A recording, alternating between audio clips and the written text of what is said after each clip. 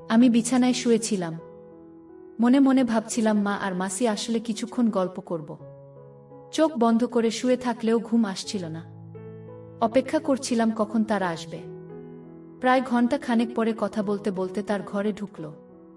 মাসি মাকে বলল, তুই কি মাঝখানে ঘুমাবি? মা মৃদু হেসে বলল, না, তুই মাঝখানে শুয়ে পড়।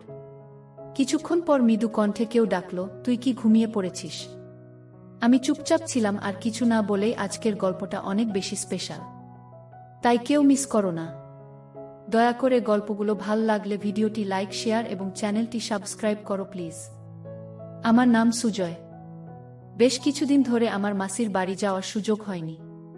মাসি মাঝে মাঝে ফোন করতেন, কিন্তু সেই সময় আমি আমার মাস্টার্স ডিগ্রির ফাইনাল পরীক্ষার প্রস্তুতিতে খুব ব্যস্ত ছিলাম। এখন পরীক্ষার ফলও বেরিয়ে গেছে এবং আমি একটা ভালো চাকরির সন্ধানে আছি।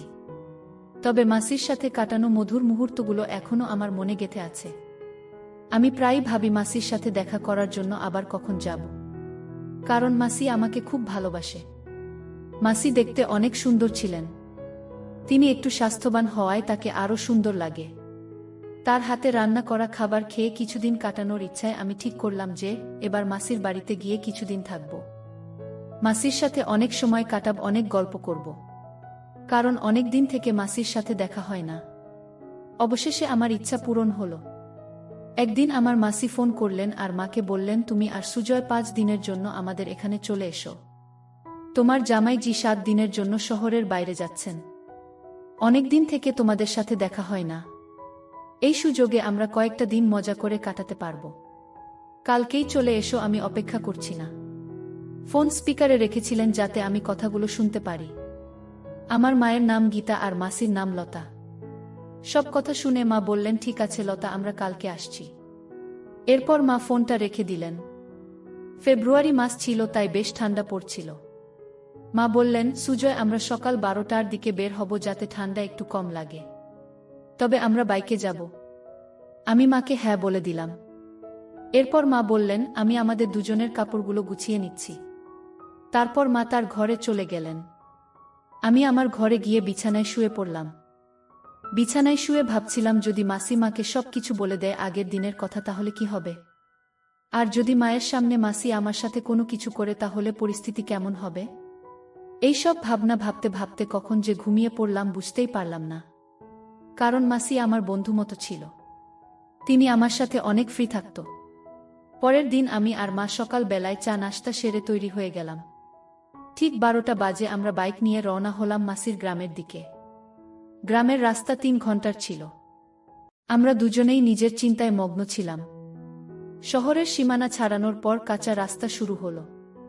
বাইকের পিছনের সিটটা একটু উঁচু থাকায় মা বারবার আমার সাথে ধাক্কা খাচ্ছিলেন। আমি মাকে বললাম, ভয় পেও না মা, আমাকে শক্ত করে ধরে রাখো। মায়ের বাইকে চড়ার অভ্যাস কম, তাই মা এক হাতে আমার কাঁধ শক্ত করে ধরলেন আর অন্য হাত দিয়ে আমার পায়ের উপর আঁকড়ে ধরে বসে রইলেন। বাইকটা কাঁচা রাস্তায় একটু কাঁপছিল, তাই মা পেছন থেকে আমাকে আঁকড়ে ধরেছিলেন। রাস্তায় প্রচুর গর্ত ছিল, তাই আমি বাইকটা আস্তে চালাচ্ছিলাম। হঠাৎ একবার আমি একটি গর্ত এড়িয়ে চলার চেষ্টা করছিলাম। তখন বাইকের চাকা আর একটি গর্তে পড়ে গেল। আমরা দুজনেই একটু উঁচুতে লাফ দিলাম। আমরা গাড়ি থেকে পড়ে গেলাম। মায়ের কোমরে আর পায়ে ব্যথা পেয়েছিল। এক মুহূর্তের মধ্যে এত কিছু ঘটল আমরা বুঝতে পারলাম না। মা বললেন, কি ভয়ঙ্কর রাস্তাগুলো! মানুষ বাইকে কেমন করে এই রাস্তায় যাতায়াত করে কে জানে? আমি মাকে বললাম, মা, বৃষ্টির কারণে রাস্তার এই অবস্থা। আর একটু এগোলেই ভাল রাস্তা পাবো। মা হেসে বললেন, ভালোই হলো। না হলে আমি ভেবেছিলাম তোর মাসির বাড়ি পর্যন্ত এরকমই রাস্তা হবে। মনের মধ্যে কিছু প্রশ্ন ঘুরছিল, যেমন মা কি আসলে সব কিছু বুঝেছেন? আর যদি বুঝে থাকেন, তাহলে তিনি কেন হাত ছাড়লেন না, বরং আরও শক্ত করে ধরলেন? এসব ভাবতে ভাবতে আমরা গ্রামের কাছে পৌঁছে গেলাম। অবশেষে 3টার দিকে আমরা মাসির বাড়িতে পৌঁছে গেলাম। বাইকের শব্দ শুনে মাসি উঠোনে এসে হাজির হলেন। আমাদের দেখে তার মুখে খুশির ঝিলিক ফুটল। তিনি তৎক্ষণাৎ মাকে জড়িয়ে ধরলেন। মা তাকে শক্ত করে আলিঙ্গন করলেন। দুজনেই একে অপরের খবরাখবর নিতে ব্যস্ত হয়ে পড়লেন। অনেকদিন পর তাদের দেখা হলো। তারপর মা বাড়ির ভিতরে চলে গেলেন। এরপর মাসি আমাকে জড়িয়ে ধরে বললেন, কি রে দুষ্টু, এতদিন হয়ে গেল আসার নাম নেই। আর হ্যাঁ, তুই এত সাজগোজ করে কেমন করে এলি? এবার তোমাকে সব বলতেই হবে, আর তোর বিয়ের কথাও বলতে হবে, যাতে তাড়াতাড়ি তোর বিয়ে দেওয়া যায়। আমি একটু দূরে সরে গিয়ে বললাম, কি বলছো মাসি, এসব কি? মাসি হেসে বাড়ির ভিতরে চলে গেলেন, আর আমি বাইক থেকে ব্যাগ নিয়ে ভেতরে ঢুকে পড়লাম। মা আর মাসি তখন রান্নাঘরে গল্প করছিলেন। আমি ব্যাগ রেখে ফ্রেশ হতে চলে গেলাম। ফ্রেশ হয়ে কাপড় বদলানোর পর বড় ঘরে গিয়ে বসলাম। এদিকে মা আর মাসি ডাইনিং টেবিলে খাবারের প্লেট সাজাচ্ছিলেন। হঠাৎ মাসি আমাকে ডেকে বললেন, এসো খেতে বসো। আমি তাদের সাথে বসে খাবার খেতে শুরু করলাম। খাওয়ার সময়ে বিভিন্ন বিষয় নিয়ে কথা হচ্ছিল। সবার সঙ্গে মজা করতে করতে খাওয়া শেষ হলো। তখন মা বললেন, লতা, কি বলবো তোকে? রাস্তা এতটাই খারাপ ছিল যে বাইকে ধাক্কা খেতে খেতে আমার কোমর আর শরীর ব্যথা হয়ে গেছে। পুরো শরীরটাই যেন ব্যথায় ভরে গেছে। এখন তুই কিছু কর, আমি বেশ অসুস্থ হয়ে পড়ছি। এ কথা শুনে মাসি বললেন, কোনো চিন্তা করিস না, সুজয় খুব ভালো মালিশ করে। একবার আমার শরীর খুব ব্যথা করছিল, তখন ওই আমাকে মালিশ করেছিল। তারপরে আমার পুরো শরীর একদম হালকা লাগছিল। এত কথা বলে মাসি আমাকে চোখ মেরে বললেন, সুজয়, তোর মায়ের শরীরটা ব্যথা করছে, মালিশ করে দিস, পরে আরাম পাবে। আমি সম্মতি জানিয়ে ঘরে চলে গেলাম। কিন্তু মনে মনে একটা প্রশ্ন ঘুরতে লাগলো, মাসি কেন বললেন যে আমি ভালো মালিশ করি? সত্যিই কি তিনি মজা করছিলেন? না, মায়ের সাথে আমার ঘনিষ্ঠতা বাড়াতে কিছু একটা পরিকল্পনা করছেন। মাসির এই আচরণের পেছনে কি উদ্দেশ্য ছিল তা ভেবে আমার মধ্যে অস্থিরতা বাড়ছিল। মাসি আর মা তখন রান্নাঘরে পরিষ্কার করছিলেন, আর আমি দূর থেকে তাদের দিকে নজর রাখছিলাম। তাদের দেখতে এবং তাদের দুজনের সৌন্দর্য একই রকম মনে হচ্ছিল। তারা ধীরে ধীরে কথা বলেছিলেন, তবে আমি ঠিকভাবে কিছু শুনতে পারছিলাম না। কিন্তু কেন জানি না মনে হচ্ছিল তারা আমার কথাই বলছিলেন। কিছুক্ষণ পর তারা দুজনেই রান্নাঘর থেকে বেরিয়ে এসে বড় ঘরে বসে পড়লেন। তখন বেলা 4টা বাজে। মাসি বললেন, গীতা, তুই একটু কাপড় বদলে নিয়ে গাউন এনেছিস? যদি না আনিস তাহলে আমারটা নে। তারপর এক গ্লাস পানি খেয়ে শুয়ে পড়।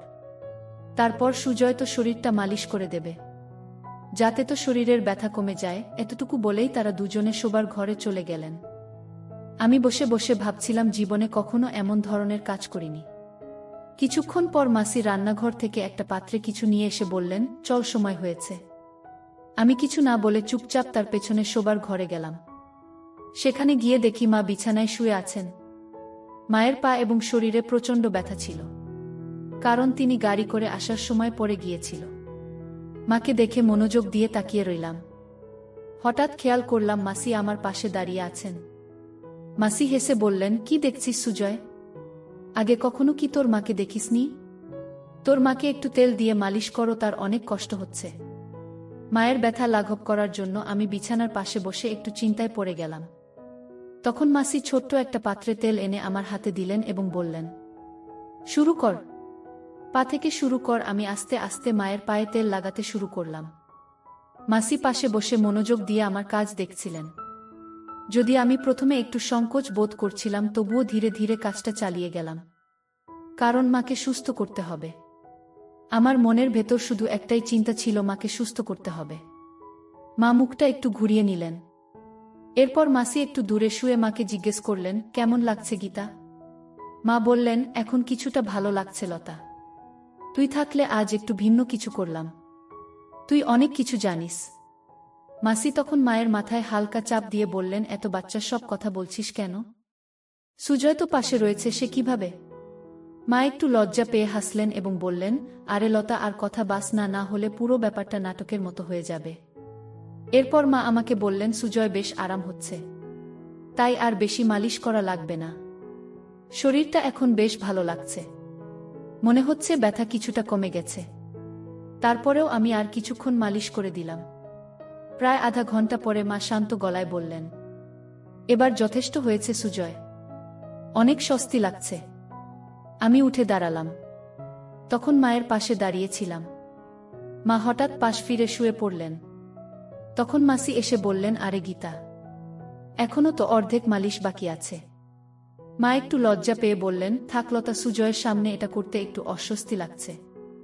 মালিশ শেষ হওয়ার পর মা বেশ ভালো বোধ করতে লাগলেন। আমরা সবাই বাইরে এসে একটু বিশ্রাম নিলাম। এরপর মাসি আমাকে ডেকে বললেন, সুজয়, অনেক দিন হয়ে গেল, চল ভেতরে যাই। আমি রাজি হয়ে ভেতরে গেলাম, যেখানে আমরা সবাই মিলে খেতে বসলাম। খাওয়ার সময় মাসি আমাকে জিজ্ঞেস করলেন, তাহলে সুজয়, মায়ের মালিশ করে কেমন লাগলো? আমি হেসে বললাম, প্রথমে একটু অস্বস্তি হচ্ছিল, কিন্তু তোমার কথায় সাহস করে করলাম। মাসি হেসে বললেন, দেখেছ মা এখন অনেকটা ভালো আছে। আমি বললাম, হ্যাঁ, এটা তোমার কারণেই সম্ভব হয়েছে। খাড়া হেসে বললেন, তাহলে পরের বার আরও ভালোভাবে একটু মালিশ করে দিস, যাতে তার ব্যথা দ্রুত সেরে যায়। পারবি তো? আমি মৃদু হেসে বললাম, ঠিক আছে। আমিও চাই যে মা দ্রুত সুস্থ হয়ে উঠুক। মাসি তখন শান্ত স্বরে বললেন, চিন্তা করিস না। আমার চোখ হঠাৎ আলমারির আয়নার দিকে চলে গেল। দেখি দরজার কাছে দাঁড়িয়ে আছেন। তবে মাসি সেটা খেয়াল করেননি। আমি ভান করলাম যে কিছুই দেখিনি। আবার আয়নার দিকে তাকাতেই দেখি আমাদের দিকে তাকিয়ে আছেন। কিছুক্ষণ পর আবার তাকালাম। মা তখন সেখানেই। মাসি আমাকে জিজ্ঞেস করলেন, কি হল সুজয়? আমি বললাম, মা কিছুক্ষণ আগে এখানে এসে দাঁড়িয়েছিলেন। এটা শুনে মাসি হেসে বললেন, দারুণ, তাহলে সব ঠিকঠাক চলছে। এখন গীতা নিজে আসবে। এরপর আমরা দুজনে উঠে নিজেকে ফ্রেশ করে নিলাম। তখন বিকেল 5টা। আমি আর মাসি দুজনেই প্রস্তুত হচ্ছি। আমি বললাম, মাসি, আমি একটু বাইরে ঘুরে আসি। মাসি বললেন, ঠিক আছে, কিন্তু তার আগে চা বানিয়ে দিই, তারপর যাস। আমরা ঘরে ফিরলাম। তখন দেখি মাও ফ্রেশ হয়ে বসে আছেন। খাল আমাকে বললেন, গীতা বসো, আমি চা বানিয়ে আনি, তোমার ভালো লাগবে। এখন আবহাওয়া বেশ ঠান্ডা। মা হেসে বললেন, হ্যাঁ লতা, চা বানাও। একটু গরম চা এখন ভালোই হবে। তবে তোমার কি ঠান্ডা লাগে না? মায়ের গলায় একটু মজার সুর ছিল। মাসি বুঝে গেলেন না কেন এমন বলছেন। তবে তিনি হাসি দিয়ে উত্তর দিলেন, আরে গীতা, আমাদের তো ঠান্ডায় অভ্যেস হয়ে গেছে। তোর শহরে কি আর এমন ঠান্ডা হয়? ঠিক আছে, আমি চা বানিয়ে আনি। তারপর মাসি রান্নাঘরে গিয়ে চা বানিয়ে আনলেন। আর আমরা তিনজনে একসঙ্গে বসে চা খেলাম। চা খাওয়ার পর আমি বললাম, মা, আমি একটু বাইরে ঘুরতে যাচ্ছি। মা বললেন, হ্যাঁ যা, একটু ঘুরে আয়। তোরও হয়তো গরম লাগছে। তবে বেশি দেরি করিস না, তাড়াতাড়ি ফিরে আয়। আমি মাথা নেড়ে বাইরে বেরিয়ে গেলাম। হাতে হাতে নদীর ধারে চলে গেলাম। মনটা একদম শান্ত হয়ে গেল। একটা সুন্দর, শান্তিপূর্ণ প্রাকৃতিক পরিবেশে বসেছিলাম। ঠান্ডা বাতাস আমার শরীরে লাগছিল। আর আমি নানা বিষয়ে চিন্তা করছিলাম। কিছুদিন আগের ঘটনাগুলো ভাবছিলাম। মাসি আর আমি যা কিছু কথা শেয়ার করেছি, হয়তো বা কিছু জানে, কিন্তু মা কিছু বলেনি। সবকিছু যেন স্বাভাবিকভাবেই চলছিল। মাথায় একের পর এক প্রশ্ন ঘুরছিল, মা কি সত্যিই কিছু টের পেয়েছে, নাকি সব কিছু ঠিক আছে ভাবছে। এইসব চিন্তা নিয়ে কিছুক্ষণ বসে থাকার পর আমি উঠে দাঁড়ালাম। তখন বাইরে অন্ধকার ঘনিয়ে আসছিল, আর ঠান্ডা বাতাস আরও বাড়ছিল। ধীরে ধীরে বাড়ির পথে রওনা হলাম। বাড়ি পৌঁছাতে রাত প্রায় 8টা গেল। ভেতরে ঢুকে দেখি মা আর মাসি রান্নাঘরে রাতের খাবার তৈরি করছেন। আমাকে দেখে মা মিষ্টি গলায় বললেন, আই সুজয়, আগে গরম পানিতে হাত মুখ ধুয়ে নে, তারপর খেতে বসছি। প্রায় রাত 9টা নাগাদ আমরা সবাই একসঙ্গে খেতে বসলাম। খেতে খেতে আমি বললাম, মাসি, এখানে ঠান্ডাটা অনেক বেশি।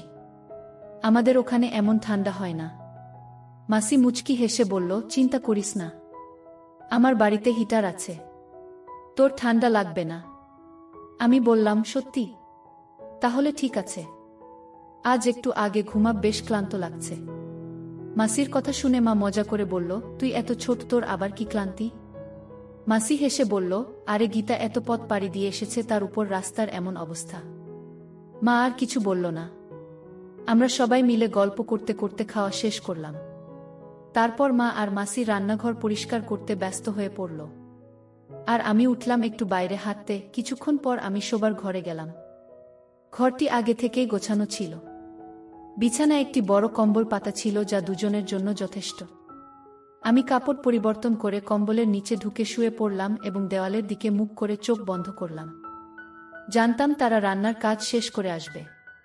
তবে তখনও অনেক চিন্তা মাথায় ঘুরছিল। আমি বিছানায় শুয়েছিলাম। মনে হচ্ছিল যে তারা এলে গল্প হবে। যদিও চোখ বন্ধ করে শুয়েছিলাম, ঘুম আসছিল না। তাদের আসার জন্য অপেক্ষা করতে লাগলাম। প্রায় 1 ঘন্টা পরে কথা বলতে বলতে তার ঘরে ঢুকল। খাল আমাকে বলল, তুই কি মাঝখানে ঘুমাবি? মা হেসে উত্তর দিল, না, তুই ঘুমাইস না মাঝখানে। এই কথোপকথন চলতে থাকলো আর আমি চুপচাপ শুয়ে রইলাম। আমি শুয়ে থাকার ভান করছিলাম ওদের কথোপকথন শুনতে শুনতে। কিছুক্ষণ পর ঘরটা একদম শান্ত হয়ে গেল। আমি আস্তে করে কম্বল সরিয়ে দেখলাম ঘরের আলো নিভিয়ে দেওয়া হয়েছে। মনে একটু স্বস্তি পেলাম, কারণ সবাই ঘুমিয়ে পড়েছে মনে হলো। প্রায় 20 মিনিট এভাবে কেটে গেল, কিন্তু কোনো আওয়াজ শুনতে পাচ্ছিলাম না। আমি একটু সরে গিয়ে অন্যদিকে মুখ করে শুয়ে পড়লাম, কারণ নানা চিন্তা মাথায় ঘুরছিল। ভাবছিলাম, আমার নড়াচড়া কেউ লক্ষ্য করল কি? মা কিছু বুঝতে পারছেন? সব ঠিক আছে? ঠিক তখনই একজন মৃদু কণ্ঠে ডাকল, তুই ঘুমিয়ে পড়েছিস? তার স্বরে স্নেহের পরশ ছিল। আমি চুপচাপ ছিলাম যে ঘুমিয়ে আছি, কিন্তু ভেতরে ভেতরে অস্থিরতা বাড়ছিল। তারপর বলল, ভালো করে ঘুমিয়ে পড়, সকালে সব কথা হবে। তার কথায় মনে অনেকটা শান্তি এলো এবং ধীরে ধীরে আমি ঘুমিয়ে পড়লাম। ঠিক তখন মা বললেন, এখন ঘুমিয়ে পড়, রাত অনেক হয়েছে। তার গলায় ক্লান্তির সুর ছিল। সবাই নিজের জায়গায় ফিরে গিয়ে শুয়ে পড়ল। মায়ের কণ্ঠে এমন কিছু ছিল যা আমাকে মানসিকভাবে শান্ত করেছিল। কিছুক্ষণ শুয়ে থেকে অবশেষে ঘুমিয়ে পড়লাম। সকালে ঘুম ভেঙে দেখি মা আগে উঠেছেন। তিনি রান্নাঘরে চা তৈরি করছিলেন, আর পাশে মাসি বসেছিলেন। ঘরের পরিবেশটা একটু অন্যরকম লাগছিল। মা আমাকে দেখে মৃদু হেসে বললেন, চা খাবে? আমি মাথা নেড়ে সম্মতি জানালাম। তার হাসিতে ছিল অভিজ্ঞতা ও মমতা, যেন তিনি পুরো পরিস্থিতি বুঝে শান্তভাবে সবকিছু সামলাচ্ছেন। আমরা বেশ কয়েকদিন মাসির বাড়িতে থাকলাম। মাসির সাথে আমি আর মা অনেক হাসি ঠাট্টার মধ্যে দিন কাটিয়েছিলাম। অনেক জায়গায় ঘুরতে গিয়েছিলাম। কিছুক্ষণ পরে মা মাসির দিকে তাকিয়ে বললেন, আচ্ছা লতা, আমাদের এখন চলে যাওয়া উচিত। অনেক কাজ বাকি আছে বাড়িতে। মা আর আমি যখন মাসির বাড়ি থেকে বের হচ্ছিলাম, মাসি হেসে বললেন, ঠিক আছে, তোমরা যাও। আমার স্বামীও আসার সময় হয়েছে। বিদায় মুহূর্তে পুরো পরিবেশটা হালকা হয়ে গেল। আমি অনুভব করলাম মা কিছু না বললেও সবকিছু সুন্দরভাবে সামলে নিয়েছেন। মা আমার দিকে তাকিয়ে শান্ত স্বরে বললেন, সুজয়, জীবনের সবকিছুর একটা সীমা থাকে আর সঠিক ভুলের পার্থক্য করা গুরুত্বপূর্ণ। তার কথাগুলো আমার মনে গভীরভাবে ছাপ ফেলল। সেই মুহূর্তে আমি সিদ্ধান্ত নিলাম, জীবনের প্রতি আমার দৃষ্টিভঙ্গি পরিবর্তন করব এবং নতুনভাবে জীবন শুরু করব। মায়ের ধৈর্যশীল ও শান্ত আচরণ আমাকে এমন এক শিক্ষা দিল যা অন্যভাবে উপলব্ধি করা সম্ভব ছিল না। মাসির বাড়ি থেকে বিদায় নিয়ে আমি মনে মনে প্রতিজ্ঞা করলাম যে আমার চিন্তা ভাবনা ও কাজকে সঠিক পথে পরিচালিত করব। মায়ের স্নেহ, তার মনের গভীরতা এবং তার বলিষ্ঠ চিন্তাশক্তি আমাকে জীবনের নতুন দিশা দেখিয়েছে। আমি এখন ভবিষ্যতের দিকে আরও আত্মবিশ্বাস ও আশার সঙ্গে এগিয়ে যেতে প্রস্তুত। তার কিছুদিন পর আমার একটি ভালো চাকরি হয়। এখন আমি সব চিন্তা বাদ দিয়ে মন দিয়ে চাকরি করতে থাকি, আর আমার পরিবারের সব দায়িত্ব নেই।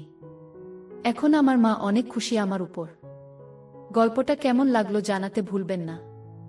আরও মজার মজার রোম্যান্টিক গল্প শুনতে চাইলে ভিডিওটি লাইক, শেয়ার এবং জোনাকি ব্লগ চ্যানেলটি সাবস্ক্রাইব করতে এবং বেল আইকনটি ক্লিক করতে ভুলবেন না। ভিডিওটি দেখার জন্য তোমাদের অসংখ্য ধন্যবাদ।